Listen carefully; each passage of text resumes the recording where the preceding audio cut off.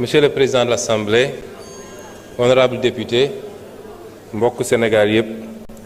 li ñu yokk ci mbirum bor bi rek mooy monsieur le ministre de l'économie dafa wax ni borom bor bi moom xamoon na bor bi waaye ñim ko war a wax waxu leen ko waaye bëgguma ñu tënk ñim ko war a wax rek waa bitim réew wala waa Fonds monétaire ñi ci jiitu mooy le peuple sénégalais parce que ci turu peuple sénégalais la ñu leb te bor pour mu mën a lew cim réew yéen député yi bi ngeen di voté da ngeen autoriser le président de la république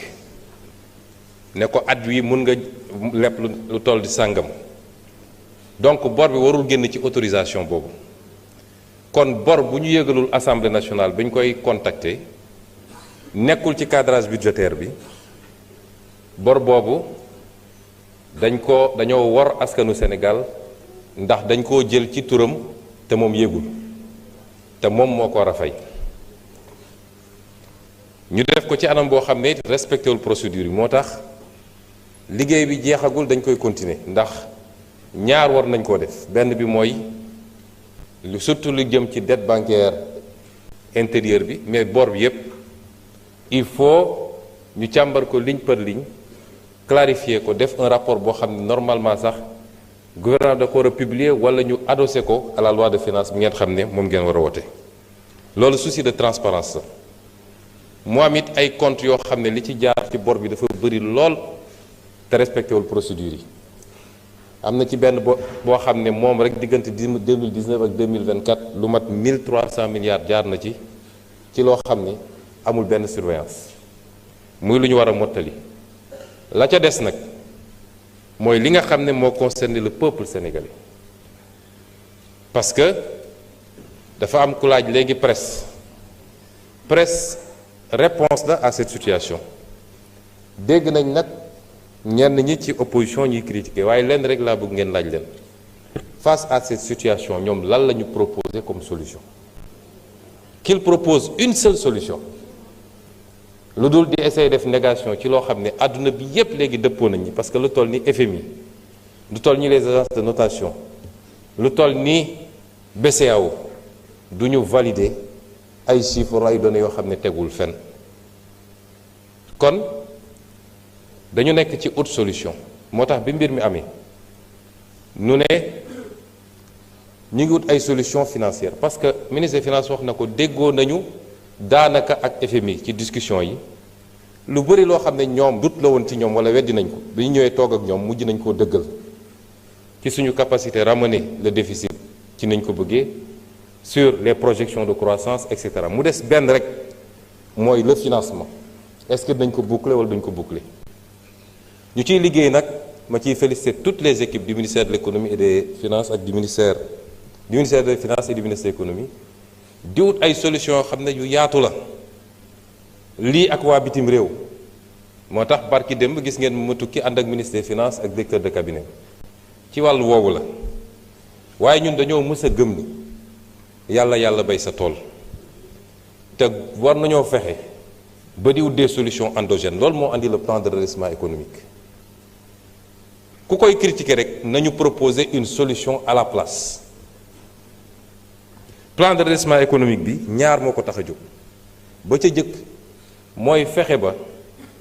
li nga xam ne lu fondamental la ci ñun ci financer suñu koom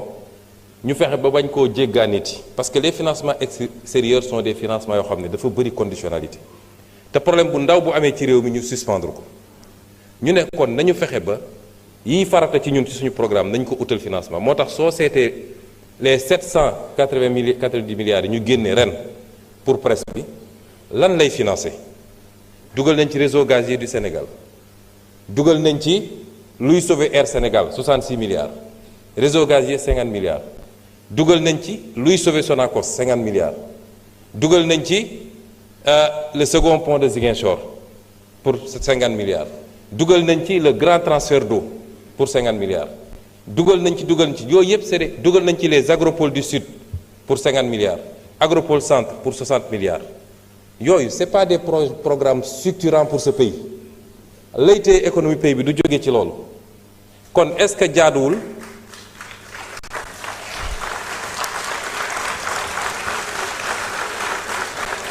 est-ce que jaaduwul ñu war a mun a demander au peuple sénégalais ñun ñëpp a bëgg le bien-être du Sénégal état nag financement am du jóge ci poosu nit jógewul ci poosu président Bassirou jógewul ci poosu premier ministre mais financement état la ca ëpp ak noo mën a leb la ca ëpp mi ngi jóge ci contribution intérieure yi mi ngi jóge ci l'impôt gi état yépp nag ci àdduna ñun bokk nañ ci zone yu gën a néew taux de pression fiscale réew yu la gën a développé ñoo la ëpp taux de pression fiscale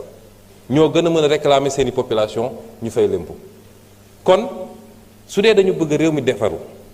soit ñu continuer ci maquillage bi ñu ne woon di wër di leb di làq lenn ci bor bi wala ñu ne am na loo xam ne war nañ ko mën a defal suñu bopp waaye lan la ñu laaj Sénégalais yi est-ce que dañoo taxé ceeb bi wala diwlin bi wala courant bi wala déedéet non fexe nañu ba cibler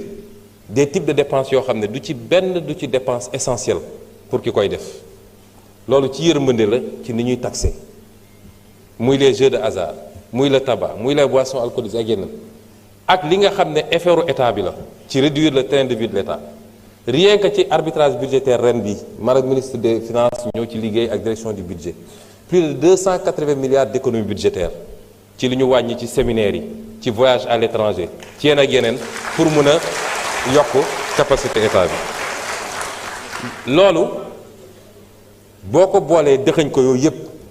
moo ñuy permettre ñu dégager des marges budgétaires